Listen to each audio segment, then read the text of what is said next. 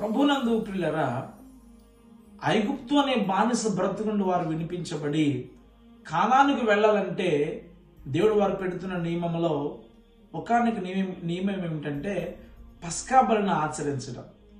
అది ఎలాగో ఆచరించాలి అని ఆలోచన చేస్తే నిర్గమకాండము 12వ అధ్యాయం 8వ వచనంలో వాక్యం ఇలాగ తెలియజేస్తుంది. ఆ రాత్రియే అంటున్నాడు.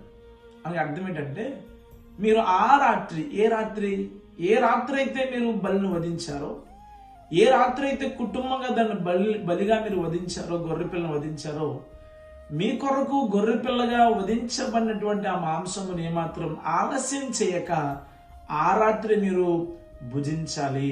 అందుకే ప్రభు అంటాడు, ఆలస్యం చేయకుండా మీరు త్వరపడుచు దాన్ని చెప్పులు ధరించుకుంటూ తినాలి అంటున్నాడు. అంటే అర్థం ఏంటంటే, అక్కడ ఆలస్యం చేయవద్దు. Don't delay in living the Egypt. ఐగుప్తు అనబడిన ప్రాంతాన్ని విడిచిపెట్టడానికి ఆలస్యం చేయవద్దు అని అంటున్నాడు.